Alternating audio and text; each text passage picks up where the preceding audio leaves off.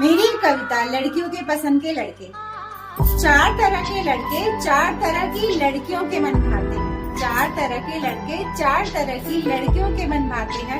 पहली तरह का लड़का है हंसने हंसाने वाला। जिंदा दिल लड़कियों के दिल की ये तलाश बन जाते हैं और वो उनके दिल तक बहुत आसानी से पहुंच जाते हैं। हंसते हंसते कट जाए रास्ते, जिंदगी यूं ही चलती रहे, इस गीत को वो अपने जीने का आधार बनाते हैं।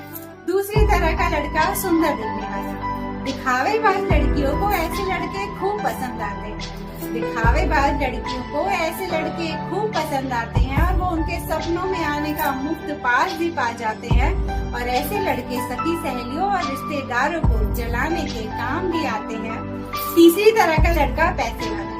लोभी और लालची लड़कियों का ये मन ललचाते हैं। ऐश्वर्य की प्यासी हर नारी को ये जीते जी स्वर्ग का द्वार दिखाते हैं और ये भगवान से मांगी प्रार्थना बन जाते हैं। चौथी तरह का लड़का अच्छे स्वभाव वाला। समझदार लड़कियों को ही ऐसे लड़के समझ आते हैं।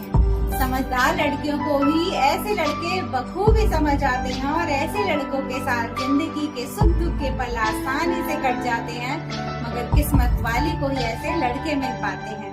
Thank you so much. आप सब ने अपना कीमती वक्त देकर मेरी कविता को सुना। मुझे उम्मीद है मेरी कविता आप सभी को अच्छी लगी होगी और अगर अच्छी लगी हो तो मेरे चैनल के ठीक नीचे एक सब्सक्राइब बटन है, उसे दबा दीजिए ताकि मेरा हर नया वीडियो आप तक आसानी से पहुंच सके और मैं आप सबके दिलों तक भी आसानी से पहुंच सकूं। तो आज की मेरी कविता का शीर्षक है लड़कियों को पसंद आने वाले लड़के। लेकिन ये चार तरह के जो लड़के मैंने बताया, आप खुद सोच कर देखिए, जैसी लड़की होगी वो वैसा ही लड़का पसंद करेगी। अगर लड़की एक्चुअली वो पैसों की लालची है, लोभी है, तो वो माइंडसेट रखेगी मुझे एक अमीर लड़के से शादी करनी है और बाकी चीजें वो बाकी अच्छाई लड़के की ताक पर रख सकती। तो इस टॉपिक पर बातें चल रही है तो मैं एक आखिरी बात और कहना चाहूंगी कि देखिए, जैसा भी इंसान मिल जाए आपको, अरेंज मैरिज अगर आप करते हैं तो आपके पास बहुत ज्यादा वक्त नहीं होता इंसान को समझने के लिए।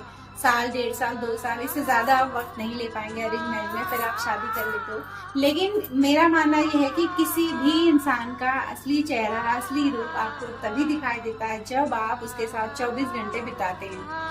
जब लड़का या लड़की देखने आते हैं तो आपको अपनी सास, ससुर, देवर, देवरानी, ननद सब बहुत अच्छे लगते हैं, सब बड़े प्यार से बातें करते हैं।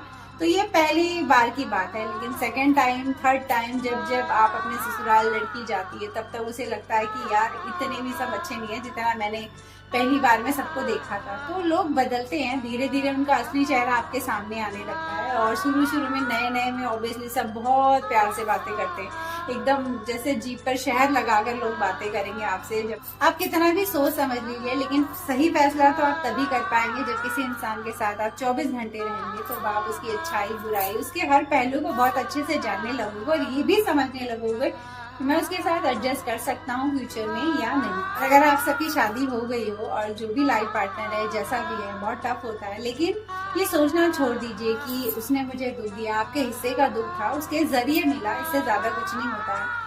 हम कई बार जब दुख मिलता है पति या पत्नी को एक दूसरे से, तो एक दूसरे को हम कोसते हैं कि ये ऐसा पति मिला तो मुझे ये दुख मिल रहा है, ऐसी पत्नी मिली मुझे ये दुख मिल रहा है, जबकि ऐसा कुछ नहीं होता। आपके वो हिस्से का दुख दे रहा है।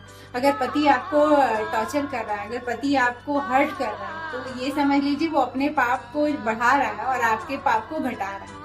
तो कहते हैं ना, तीर्थ जाते हैं हम, हमारे जो है कि पाप कम हो जाए।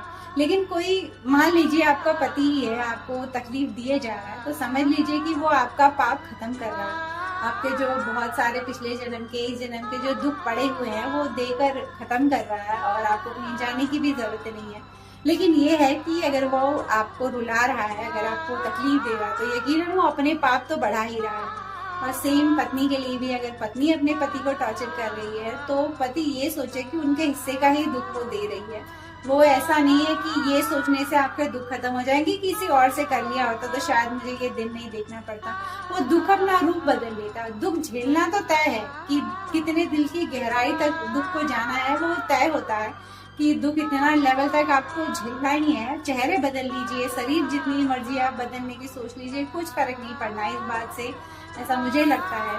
तो अब मैं इस बारे में कभी नहीं सोचती। मुझे ऐसे लगता है अगर कोई दुख दे रहा है तो ऑब्वियसली मेरे पाप ही हैं जो सामने आ रहे हैं, और दुख अगर मिलता है तो उसे झेलिए, कोसिए मत। तो बहुत से पति पत्नी हैं जो मैं अक्सर सुनती हूँ कि ये मेरा पति ऐसा है, पत्नी ऐसी है, बहुत सारी कंप्लेंट्स होती है हम पति पत्नी को एक दूसरे के साथ। तो अब मैं ये बातें नहीं सोचती, अब मैं अलग ही एक बोलते ना अध्यात्म की तरफ इन बातों को जोड़ देती हूँ कि मे भी मेरा पाप है जो मेरे सामने आ रहा है, मेरा दुख है जो कम हो रहा है, मेरे पाप खत्म हो रहे हैं, कोई मुझे तकलीफ दे रहा है, इसका मतलब तो यही है कि भगवान ने लिखा था कि तुम्हें ये तकलीफ इस तरह की मिलनी है और लेना है। तो मैं ये नहीं सोच सकती कि उसका शरीर बदल जाए, वो इंसान बदल जाए तो दुख बदल जाएगा, ऐसा कुछ नहीं है। दुख का रूप बदलेगा पर दुख तो तुम्हें दिल को झेलना ही है, अपने हृदय को झेलना ही है।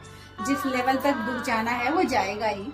कहते हैं ना कभी कभी कोई दुख इतनी गहराई तक ले लेता है दिल के कि आप एकदम से टूट जाते हो, इतनी गहराई तक किसी का दिया हुआ दर्द चला जाता है कि वो हृदय हमारा दिल टूट जाता है, ऐसे हम कहते हैं। तो लिखा है कि उस लेवल तक आपको हृदय के दुख को झेलना है, तो हमें हिम्मत रखनी चाहिए। तो असली चॉइस ये नहीं होती कि कोई और लड़का या कोई और लड़की, असली चॉइस ये होती है हमारी लाइफ में कि अब जब दुख आ गया है तो उसको झेलना कैसे है, अब इस दुख से निपटना कैसे है, अब जो भी समस्या मेरे सामने खड़ी है उसको निपटाना कैसे है और फिर आगे कैसे बढ़ना है, आगे जिंदगी को कैसे चलाना है। ये हमारी हमेशा सोच होनी चाहिए कि इन चीजों को कैसे सॉल्व करना है, ना कि इस पे फोकस होना है कि यार इस लड़के को बदल दो, यार इस लड़की को कोई बदल देता, काश मैं पीछे चला जाता, 7 फेरे उल्टे घूम जाते और मैं इस लड़के से शादी नहीं करता, मैं इस लड़की से शादी नहीं करता।